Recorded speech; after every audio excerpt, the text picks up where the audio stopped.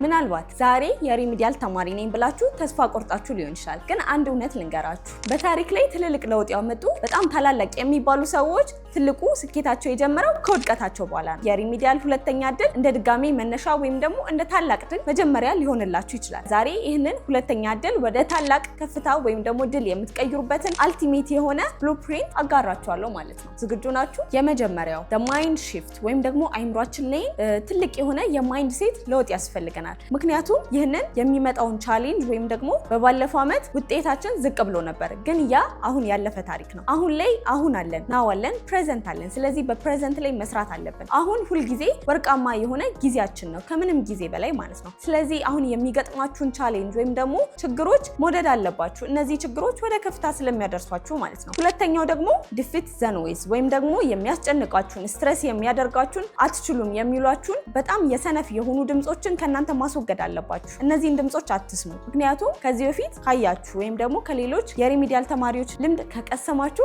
እነዚህ የሪሚዲያል ተማሪዎች ባለፈው ትምህርታቸው ወይም ደግሞ ህይወታቸው ላይ ዝቅ ብለው ነበር፣ ግን ሪሚዲያል እንደ ውድቀት ሳይሆን ራሳቸውን የሚያሻሽሉበት አድርገው መንገድ በማየታቸው በሪሚዲያል ከፍተኛ ያመጡ በጣም ብዙ ተማሪዎች አሉ። ስለዚህ እናንተ ደግሞ ከነሱ የሚያንስ ምንም ነገር የላቸውም። አሁንም ቢሆን ጊዜው አልረፈደም። ሪሚዲያል ላይ በመስራት ከፍተኛ የሆነ የሪሚዲያል ውጤት ማስመዝገብ ትችላላችሁ ማለት ነው። ታዲያ ለነዚህ የሚጠቅሟችሁ የተለያዩ መንገዶችን ዛሬ ላጋራችሁ ፈልጋለሁ። የመጀመሪያው ስትራቴጂክ የሆነ ስተዲ ሃቢትስ ያስፈልጋችኋል። የሳይንሳዊ የሆኑ የጥናት መንገዶች አሉ። ብዙ ጊዜ ዩቲዩብን ብትከፍቱ ወይም ደግሞ የተለያዩ ሶሻል ሚዲያዎች ላይ ብዙ ሰዎች ያጋራሉ። ግን አብዛኞቹ ለአንድ ቀን ወይም ለሁለት ቀን ሞቲቬት አድርጓችሁ ከዛ በኋላ ግን ጥናታችሁን እንዳትቀጥሉ ተግዳሮት ነው የሚሆንባችሁ። ታዲያ ዛሬ ለረጅም ሰዓት ወይም ደግሞ ምናልባትም እስከ ፈተናው ጊዜ ድረስ ሞቲቬት አድርጓችሁ የሚቆይ የጥናት ስትራቴጂ አጋራችኋለሁ ማለት ነው።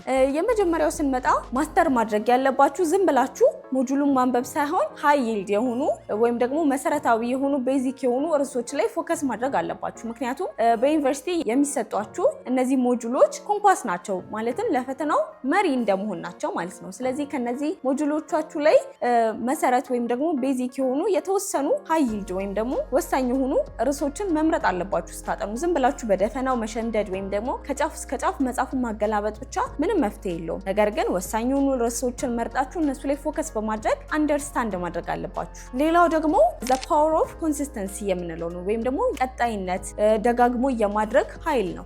ከዚህ በፊት በኢንትራንስም ጥሩ ውጤት ያመጡ ተማሪዎች ኢንተርቪው ለማድረግ ሞክሬ ነበር። በተጨማሪም ደግሞ በሪሚዲያልም ከፍተኛ ውጤት ያመጡ ተማሪዎችን በስልክ ኢንተርቪው ለማድረግ ሞክሬ ነበር። ሁሉም የነገሩኝ ግን አንድ ነገር ነው፣ በቀጣይነት ያለማቋረጥ ያለመሰልቸት አንድ ነገር ማድረግ ቁልፍ ነው። ስለዚህ ጥናት ስትጀምሩ ምናልባት ለ15 ሰዓት በአንድ ቀን በ24 ሰዓት ውስጥ ማለት ነው ለ15 ሰዓት አጥንታችሁ ከዛ ግን ምክንያቱም አይምሯችሁ ኮንሲስተንሲ የሆነ ለአጭር ሰዓትም ቢሆን ምናልባት በየቀኑ ለ4 ሰዓት ብታጠኑ ሊሆን ይችላል። ይሄ ከዛኛው ይልቅ ኢፌክቲቭ ነው። ኢፌክቲቭ መሆኑ ብቻ ሳይሆን ደግሞ የእውነትም የሚሰራ መንገድ ነው። ስለዚህ በአንድ ጊዜ ሞራሌ ሲመጣ ረጅም አጠናለሁ የሚባል ነገር የማይሆን ወይም ደግሞ አይምሯችንን ኤግዞስት የሚያደርገው የሚያደክመው ነገር ነው። ስለዚህ ምን ታደርጋላችሁ? ቅድመ ማውጣት በቀን ቢያንስ ለ4 ሰዓት ወይም ደግሞ ለ3 ሰዓት ያህል በስነ ስርዓት ማጥናት ማለት ነው። ሌላኛው ደግሞ ሲክሬት ዌፕን የሆነው የኢንትራንስ ትሪክ የሞባይል አፕሊኬሽን ነው። በጣም ሃርድ ሆኖ ማጥናት ብቻ ሳይሆን ስማርት ሆኖ ማጥናትን ለዚህ ፈተና በጣም አስፈላጊ ነው። ታዲያ ይሄ የሞባይል አፕሊኬሽን ደግሞ በዚህ መንገድ በጣም ይረዳቸዋል ማለት ነው። አዲሱ የኢንትራንስ ትሪክ የሞባይል አፕሊኬሽን ምን አይነት ፊቸሮችን አካቷል የሚለውን አጠር አድርጌ ልንገራችሁ። የመጀመሪያው ስማርት ኤንድ ሰመራይዝድ የሆኑ ሾርት ኖቶችን አካቷል ወይም ደግሞ አጫጭር ኖቶች። ምክንያቱም እንደሚታወቀው በዩኒቨርሲቲ የሚሰጧችሁ ሞጁሎች በጣም ረጃጅም ናቸው። ምናልባትም ለማንበብ ደግሞ አሰልቺም የሆኑ ናቸው። ከነዛ ውስጥ አጫጭር ኖቶችን ወይም ደግሞ ዋናውን ፖይንት ለማግኘት በጣም አስቸጋሪ ይሆንብናል። ስለዚህ ኢንትራንስ ትሪክ ለእናንተ ሾርት ኖት አውጥቶላችኋል ማለት ነው። በዚህ ሾርት ኖት እንግዲህ በጣም ፕሪሳይዝ ነው፣ ሾርት ነው፣ ለማንበብ ቀላለው።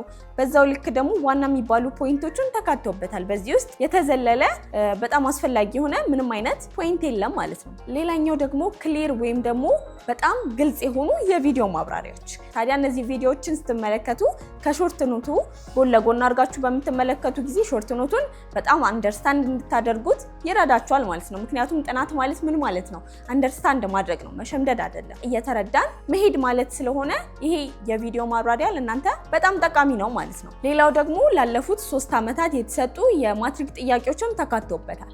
ታዲያ ይህን ስንል ጥያቄው ብቻ አይደለም የተካተተበት፣ ጥያቄዎቹ ከነመልሱ ከነማብራሪያቸው በቪዲዮም ጭምር ማብራሪያ ተሰርቶላቸው እነዚህ ጥያቄዎች በዚህ ሞባይል አፕሊኬሽን ላይ ተካተዋል ማለት ነው። ታዲያ ስትመለከቱ ጥያቄው ለምን ሆነ? ለምን ይሄኛው እንደሚታወቀው ሙሉ የማትሪክ ጥያቄ ምርጫ ነው። ታዲያ ምርጫውን ዝም ብሎ ኤ ነው ቢ ነው ብሎ ማለፍ ሳይሆን ለምን ኤ ሆነ ለምን ቢ አልሆነም የሚለው በሙሉ ማብራሪያ የተሰራለት ቪዲዮዎች ታገኛላችሁ ማለት ነው በዚህ የሞባይል አፕሊኬሽናችን ላይ። ሌላኛው ደግሞ አውቶማቲክ የሆነ ስተዲ ፕላነር ወይም ደግሞ የጥናት እቅድ የሚያወጣላችሁ ፊቸርም አለው። ታዲያ ይሄ እቅድ እናንተ በሚመቻችሁ መልኩ በየጊዜው ከስተማይዝ እያደረጋችሁ የምትመሩበት አንድ መንገድ ነው። እንደነገርኳችሁ ያለ እቅድ ማጥናት ማለት በጣም ጊዜያችሁን የምታባክኑበት መንገድ ነው። ልክ በረሃ ላይ ያለ ኮምፓስ ወይም ደግሞ በውሃ ላይ በባህር ላይ ያለ ኮምፓስ እንደመጓዝ ማለት ነው ያለ እቅድ ማጥናት። በተለይ ደግሞ እናንተ የሪሚዲያል ተማሪዎች ለፈተና እየቀራችሁ ያለው ጊዜ በጣም የተወሰነ በመሆኑ ይህንን የእቅድ ማውጣት በመጠቀም በጣም ለፈተናችሁ ትልቅ የሆነ ዝግጅት ማድረግ ትችላላችሁ ማለት ነው። ታዲያ ኢንትራንስ ትሪኪ ሞባይል አፕሊኬሽን የሁሉ ፊቸሮችን አዘጋጅቶ ለእናንተ ለተማሪዎች አቅርቦላችኋል። ከእናንተ የሚጠበቀው የኢንትራንስ ትሪክን የሞባይል አፕሊኬሽን ከቴሌግራም ላይ ማውረድ ብቻ ነው። ታዲያ አሁኑኑ ኢንትራንስ ትሪክን ተጠቀሙ፣ አውርዱ፣ ጊዜያችሁን አቅልሉ፣ ቆጥቡ። ይህንን ፈተና ከሚባለው በላይ ከፍተኛ ማምጣትም ትችላላችሁ።